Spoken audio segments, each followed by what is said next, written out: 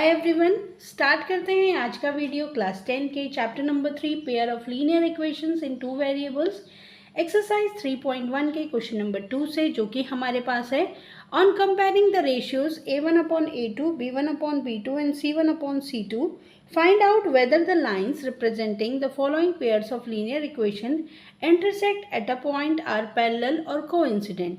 इस क्वेश्चन में हमें ये जो रेशियोज हैं a1/a2, b1/b2 एंड c1/c2 को कंपेयर करना है और बताना है कि ये जो लाइंस रिप्रेजेंट कर रही हैं पेयर ऑफ लीनियर इक्वेशन की, वो इंटरसेक्टिंग है, पैरेलल है या कोइंसिडेंट है। तो इस क्वेश्चन को करने के लिए हमें सबसे पहले तो रेशियो पता होना चाहिए। देन दूसरी चीज़ जो हमें पता होनी चाहिए वो ये पता होनी चाहिए कि इंटरसेक्टिंग के लिए ये जो रेशियोज हैं उनमें क्या रिलेशन होता है, पैरेलल के लिए क्या होता है और कोइंसिडेंट के लिए क्या होता है। तो सबसे पहले देखते हैं हम इंटरसेक्टिंग के लिए।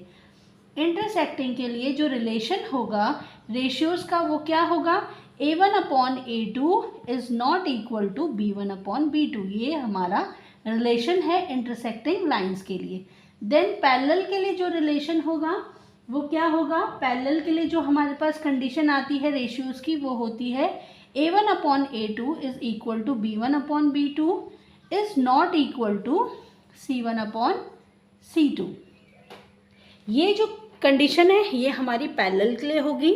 थर्ड कंडीशन जो हमारी है कोइंसिडेंट के लिए, कोइंसिडेंट के लिए हमारे पास जो कंडीशन है वो ये है a1/a2 is equal to b1/b2 is equal to c1/c2। तो कुछ इस तरीके का रिलेशन हमें कोइंसिडेंट लाइंस में देखने को मिलेगा। अब ये तो हमें पता चल गया कि रेशियोज के बीच क्या रिलेशन होगा। अब हम क्या करेंगे, सबसे पहले क्वेश्चन फर्स्ट में हमें इक्वेशंस दी हैं, दो इक्वेशंस हमें दी हैं 5x - 4y + 8 is equal to 0 और सेकंड इक्वेशन हमें दी है 7x + 6y - 9 is equal to 0। अब इससे हम क्या है a1/a2, b1/b2 और c1/c2 को फाइंड करेंगे। तो हमारे पास a1 जो होगा वो इक्वेशन 1 में जो x का कोफिशिएंट है वो होगा a1 जो कि है हमारे पास 5, b1 हमारे पास होगा -4 जो कि y का कोफिशिएंट है और कांस्टेंट टर्म हमारे पास होगी c1 जो कि हमारे पास है 8। तो ये हमारे पास आया a1, b1, c1। Then a2 जो इक्वेशन सेकंड है उसका जो y x के साथ जो कोफिशिएंट है वो होगा a2, y के साथ जो कोफिशिएंट है वो होगा b2 और कांस्टेंट टर्म जो है वो होगी c2 -9। तो a2, b2, c2 हमें मिल गया। अब हम देखते हैं कि कौन सी कंडीशन जो है अप्लाई हो रही है। तो देखते हैं a1/a2 5/7 और -4/6, इसको रिड्यूस कर लेंगे, ये हो जाएगा 2/3। तो इसमें a1/a2 जो है is not equal to b1/b2 आ रहा है। तो a1/a2 is not equal to b1/b2 ये कौन सी कंडीशन में होता है, जैसे कि अभी हमने देखा था ये होता है हमारा इंटरसेक्टिंग के लिए। तो पहली इक्वेशन में हमारे पास आएगा इंटरसेक्ट एट अ पॉइंट या इंटरसेक्टिंग लाइंस। ये जो लाइंस होंगी पेयर ऑफ लीनियर इक्वेशंस की, ये कैसी लाइंस होंगी, इंटरसेक्टिंग होगी या एट अ पॉइंट ये दोनों लाइंस इंटरसेक्ट कर रही होंगी। चलिए देखते हैं सेकंड पार्ट। सबसे पहले फाइंड कर लेंगे a1 हमारे पास होगा इक्वेशन 1 का x का कोफिशिएंट 9, b2 हमारे पास होगा y का कोफिशिएंट b1 हमारे पास होगा 3, c1 हमारे पास होगा कांस्टेंट ऑफ इक्वेशन 1। तो ये आया a1, b1, c1। a2 हमारे पास होगा इक्वेशन 2 में x का कोफिशिएंट 18, y का कोफिशिएंट होगा b2 6 और c2 होगा हमारा कांस्टेंट ऑफ इक्वेशन 2 24। तो a1, b1, c1, a2, b2, c2 हमारे पास आ गया है। चलो कंडीशंस में पुट करते हैं, देखते हैं क्या रिलेशनशिप इनका आ रहा है। तो 9/18 इज इक्वल टू 3/6, इसको रिड्यूस कर लेंगे, ये हो जाएगा 1/2, ये भी हो जाएगा हमारे पास 1/2 और फिर c1 c2 को अगर हम देख लें तो ये भी हमारे पास आ रहा है 1/2।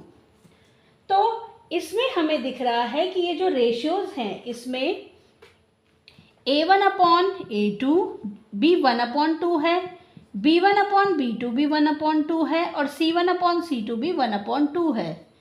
तो ये जो कंडीशन होती है ये कौन सी कंडीशन होती है? कोइंसिडेंट लाइन की।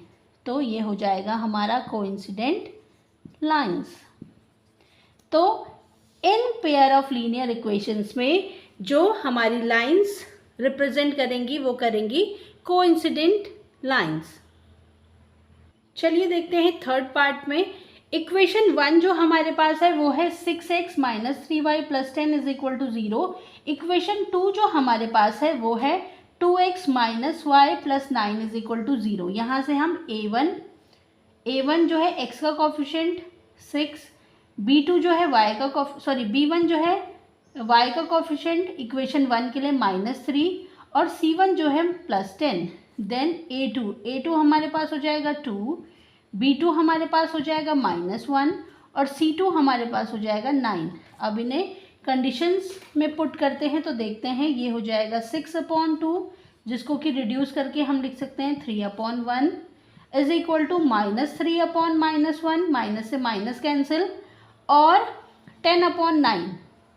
तो 3/1 और 3/1 ये तो इक्वल हैं और ये नॉट इक्वल है। तो कंडीशन आ रही है A1/A2 is equal to B1/B2 is not equal to C1/C2। तो ये हमारा रिलेशन आया और ऐसा रिलेशन हमें कब देखने को मिलता है?